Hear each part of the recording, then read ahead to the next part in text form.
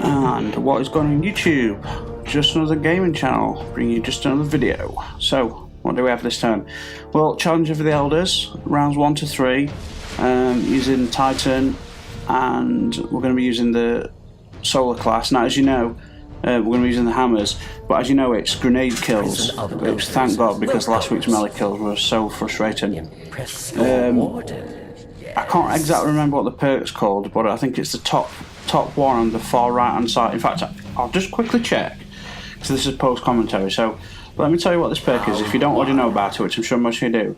The perk is called Simmering Flames. Now what this does is when your super energy is full, your grenade and your melee abilities recharge twice as fast. So what you want to do when it's the grenade challenge is never use your hammers. If you've got the armor use that. Because this week's one of this week's boosters or modifiers was increased grenade regeneration. So you add that to the Simmering Flames perk, which essentially doubles your grenade regeneration, plus the Armamentarium, which is 2 grenades.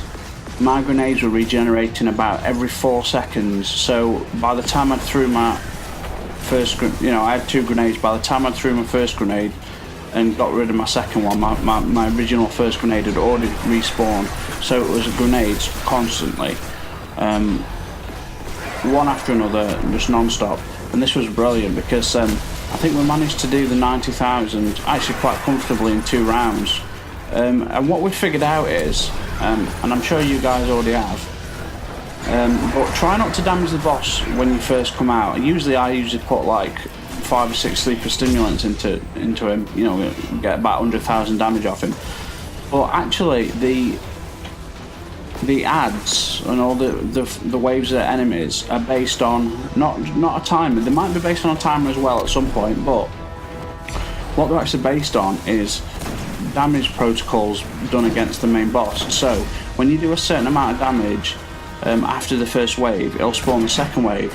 And we kind of tested it. We didn't get precise figures or numbers, but we had a good feel for it after we played a few rounds. And what we managed to do was, on some of the games, we managed to get something like 6 or 7 waves of enemies. Like, he had essentially no health left. We'd do a tiny bit more damage with lower level weapons, and just more adds would spawn, more waves of adds, and this became really useful. So this was much more fun than playing with a goddamn melee. Melee last week was so frustrating, especially this particular. I think the Cabal one with the 3 scions, weren't it? This was the most frustrating because you essentially had to take out the guys with the shields with your weapons or grenades or whatever you call it. The only guys really viable for melee punches were the little scions, which meant you didn't really have that many points to get. And then you had the boss was constantly shielded. It was very frustrating, but I'm so glad that this week's game was a grenade challenge. And I've not recorded one of these in quite a while, so it's nice to put it back on. And Cabal's not my favourite level, especially when the 3 scions are shielded. But this version, I quite like this. And the boss is easy to damage. He's always up in centre. Get those nice sniper shots on him. So we've got some shadow gameplay here as well. I think what was that? Is that the LDR? No, it's a 1,000-yard stare. I've got several LDRs and 1,000-yard stares now, which is great. Because they're awesome. They're awesome snipers. But also, I think more than just 2 I've got on this character, but I think a lot of them I've kept all the ones with better target acquisition. I've got some of the Queen snipers and some of the Osiris stuff that doesn't have that, and the lower impact snipers. I'll tell you one frustrating thing. That a few months ago, around the April update, they modified some of the weapon.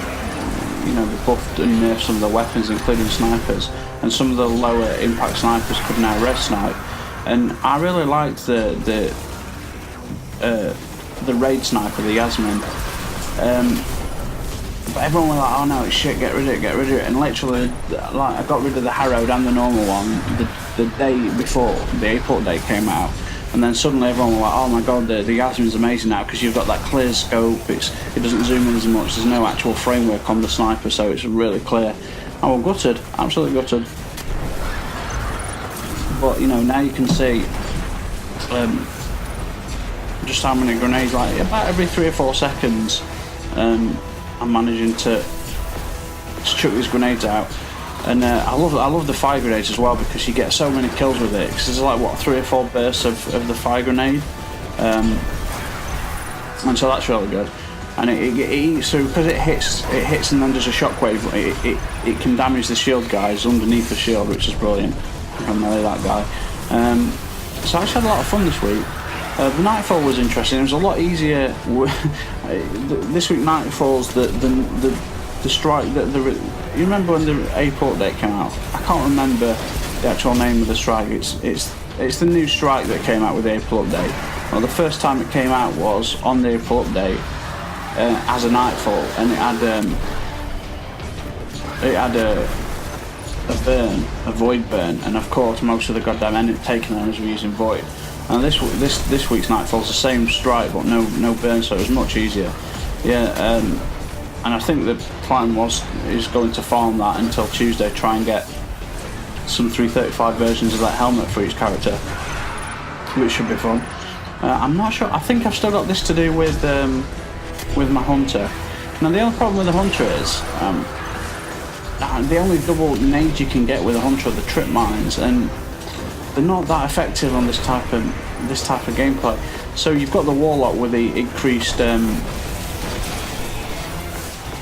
energy drains, grenades, health, and all that stuff. But look at all these ads that are just getting smacked. Look at that. Look at those grenades. They're awesome. Look, a few seconds later, boom. I mean, obviously it's nice when I'm literally only using grenades. I don't think for the entire 3 rounds I hardly took a shot. I barely fired my weapon. The only time I fired my weapon was at the boss. But it's just awesome. It was so satisfying. A grenade inside the shield, not just ricocheted in and out through the shield. That was awesome. But I've got to say, I'm looking forward to September. I can't wait. Now, we finished off a bit prematurely there. I think that was an accident. I think we might have been able to get one more wave out of him. Who knows? But yeah, I mean, we're trying to finish the boss with the grenades as well. Like when it was melee damage last week, we were trying to finish the boss with a melee punch. I'm sure you get bonuses for finishing him with whatever the actual modifier is. Now, to be honest, I didn't really get any good stuff this week. I can't remember what I got from this run. I think I got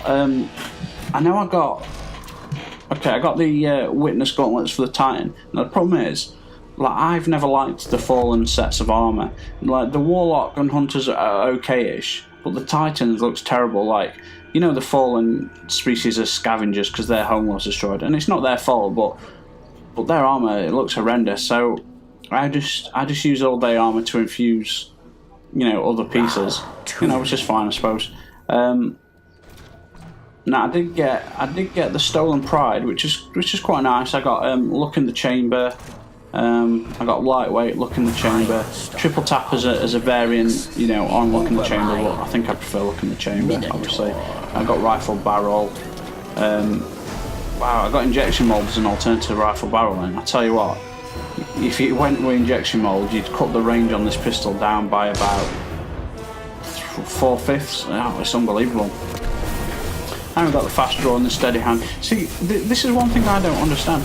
Well, I know there's a difference when you change the sights on things like the hand cannons, and the stats ever so slightly change. But I swear to God, I can barely notice a difference, and there must be a difference. I quite like the fallen. I've just complained about the fallen armor, but I quite like the fallen weapons. Pretty nice. I got the pulse rifle as well. I've always deleted that pulse rifle. I don't know what it is about it. I don't know if I like the sight. I don't know what it is, but I've had it like 3 or 4 times and always deleted it. So a couple of sniper shots there on the boss. So anyway, we're talking about we're talking about September. I mean, the Rise of Iron. Oh, what a nice. We were all expecting Cabal-based stuff, and I don't know why that's not happened. All I can think is it will happen. Except it's going to happen beyond September, and I think that's because we're going to have a whole other year to wait. So this was probably a planned DLC, but you know, we had the Fallen, we had Dark Below, we got the Taken stuff. We were expecting Vex, and and I was expecting Cabal. And you remember, I don't know if anyone can remember, years ago there was a timeline of the game and the 4 DLCs, and there was an order. There was Vex, then there was a Cabal. So I've got a feeling the Vex and Cabal DLCs, expansion packs, DLCs, whatever you want to call them, might actually come post September, because there's a whole other year for Destiny before Destiny 2, and they can't do live events because, in fairness, okay, the live events are not that great, and they're so few and far between that it feels like there's no content. And what we were, okay, let's be honest, the original Vanilla Destiny, it feels good as a game. That's because the core mechanics of the game are good.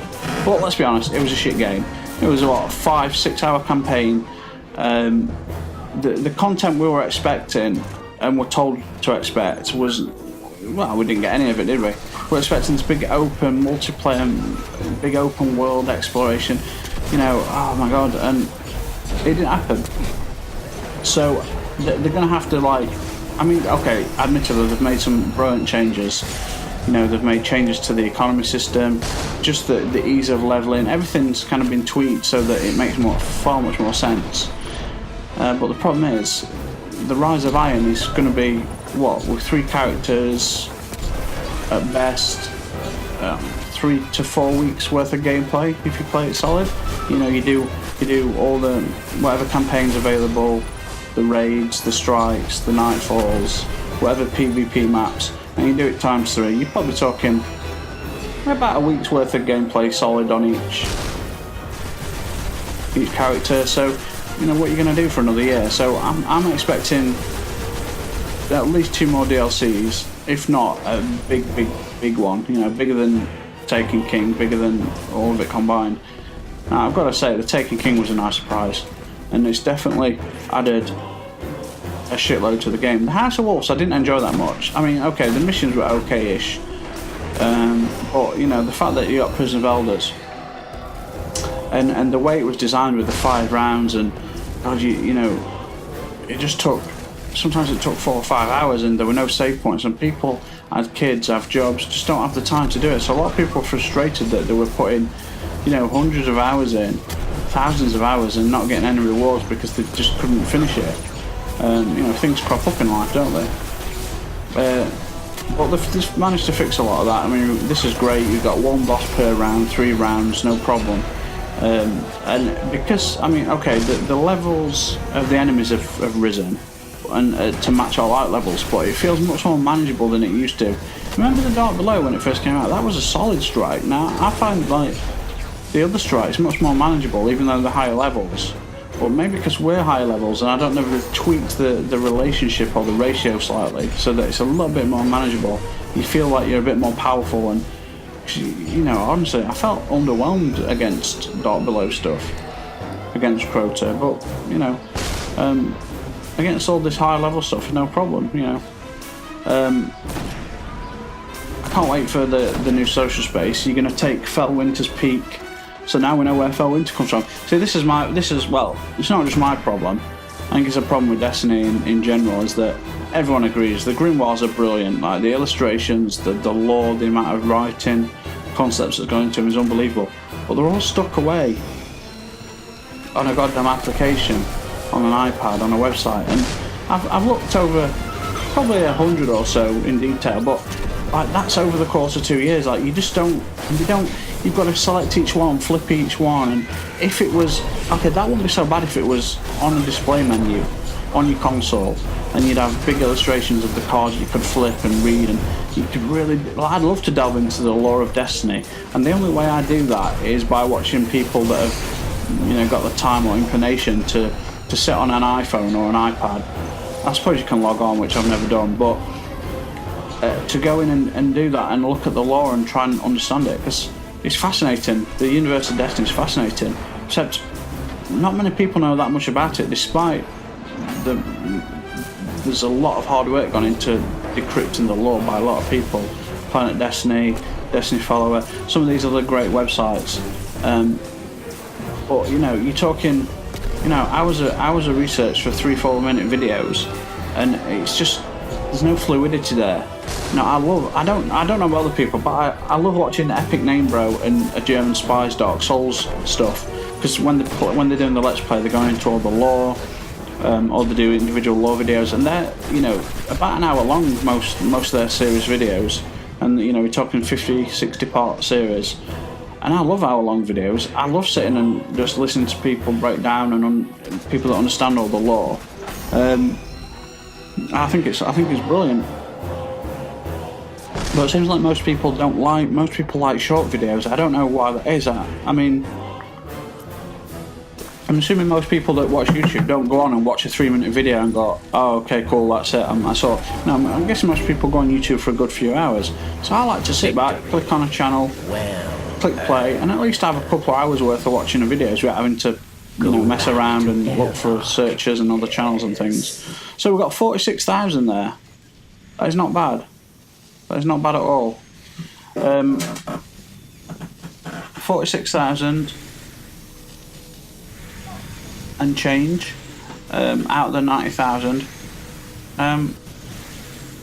that the final round? No, the final round is, it's the Hive. So did we do it this time? So 46,000? No, I don't think we do. This particular version of the Hive, I really dislike. I'm just trying to swap around some of my ghosts there to try and get, you know, keep the glimmer coming in. And no matter how much glimmer I gain, and I'm constantly using the consumables and changing around the ghosts, I've never got enough, because I'm constantly upgrading and buying ammo and shit. I've never got enough goddamn bloody glimmer.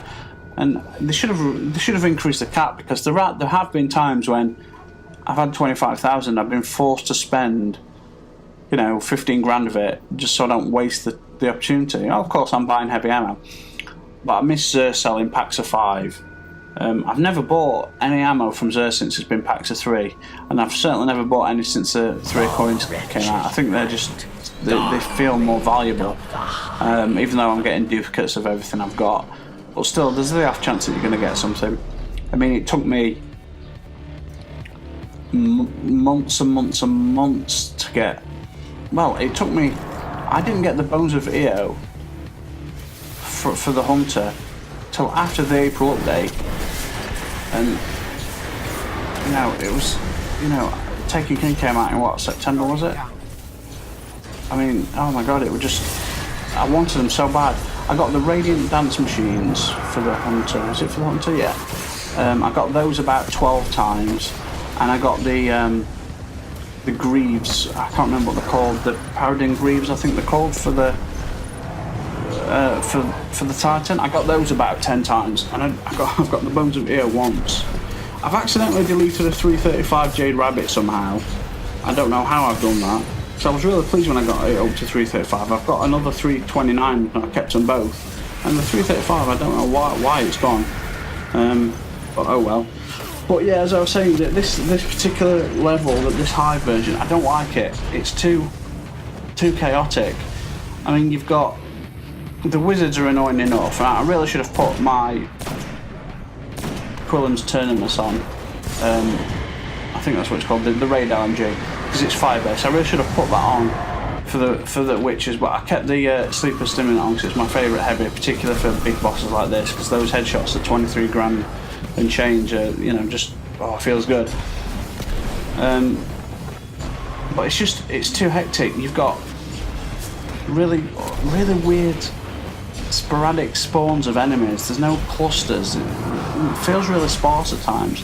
Then you've got witches flying around getting stuck behind stuff so you can't kill them, except, you know, they're floating, just their arms are just low enough so they can spam you with their energy balls.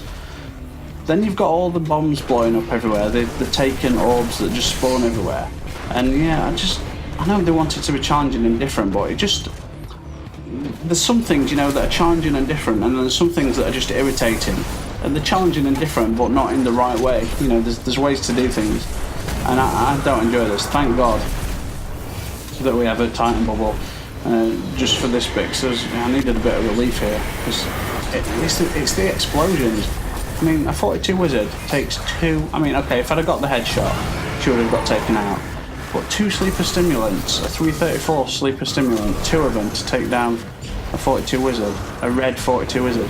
Doesn't seem right to me. Seems crazy. So I keep trying to get in position for these headshots. I decided to take out a couple of these bombs instead. But trying to do damage while these things are blowing up and you've got witches spun on you. So frustrating. But you know, we're doing what, 23. Yeah, I think the reason, okay, that's right, yeah, I think one of the buffs this week was secondary weapons. One of the modifiers, secondary weapons damage, is increased. So that's why I'm not using the super stimulant much on the boss. It's mainly the sniper, because it's faster. I do apologise about if you can hear people shouting outside. So frustrating. It's too hot to close the window, and people around here don't seem to have much shame or respect for themselves, because they're just shouting in the streets at the kids, and I don't get it. Like they'll shout. I just can't do it. There's just people just shouting across the estate at each other, swearing and shouting at the kids, and just non-stop, and I just don't get it. Where's the shame? Where's the self-respect? Where's the respect for other people? Anyway, now that complaint's out of the way, trying to get these goddamn grenade kills, and we just can't. Like, look how sporadic it feels. You not see it? And have you noticed I've not used my hammers once? And I'll tell you what, it's so tempting. I mean, I probably should have, with the amount of orbs that have been used by the shields. I should have probably used them, but if you missed the part why I'm not using the hammers, it's because the perk that I've got doubles my grenade regen time. So it was worth keeping that extra. I think I'll go down here. Yeah, it was worth keeping that extra grenade respawn time up rather than not using the hammers. But sometimes with clusters and witches, I wanted to just smash them to pieces, but I never did it. I resisted. So I think this video is going to be about half an hour long, and we are trying to stack this out as much as possible. I can't remember if this is the last set of 3 we do. I think it might be. No, it's not. It's the first set. Yeah, like I said, we did actually do this run in two runs. We did the 90,000 skull in 2 runs, which I know was not that difficult. I think I've only ever done it once before. I've never really tried to, until we realised that we were on about 50,000 by the time we started our second run. I think we ended up with 96 or 98,000 after 2 runs. I'm getting some sleeper. I've got to say, this sleeper stimulant, I've said it before, but I didn't like it at the start, and I think it's because we're all used to Year 1 Galahorn. And that is an amazing weapon. I'm so glad they're bringing that back. That reminds me I need to pre-order so I get my Iron Galahorn. And that was a weapon of all weapons. And when the Sleeper Stimulant was illustrated and shown before release, everyone was talking about it being the new Galahorn, so we were expecting something amazing. And when we first got it, it was just like disappointment. After the Galahorn, how could you? But I tell you what, it's got some. It feels, after spending like 7 months with the other options available, is one factor. That there's the Truth launcher. That's the only really viable one. I mean, there's some of the Iron Banner launchers I've got. Some with tracking. I've got some with cluster bombs, but they look ordinary. They look normal. So yeah, well they are. They're just legendaries. But that's one reason. But also the Super Stimulant is actually an amazing weapon if you use it properly. You use it for force, just blunt damage, precision. Well, blunt. It's going to bit of a paradox. Precision blunt damage, if you know what I mean. Just full on massive impact against the target, and those precision shots at 23 and change. And you know, if you're talking a hunter with a bow, you're talking a lot more. If I could go up and punch him and get his defences burning, you're talking even more. So yeah, sorry about everyone shouting. They're still at it. Dogs barking. So frustrating. But anyway, ladies and gentlemen, there you go. We finished it. I'm not bothered showing you what I got. I don't think anyone's that interested. Like I said, I got the arms from this. So right at the end, I decided to use my hammers. But anyway, ladies and gentlemen, thank you very much for watching.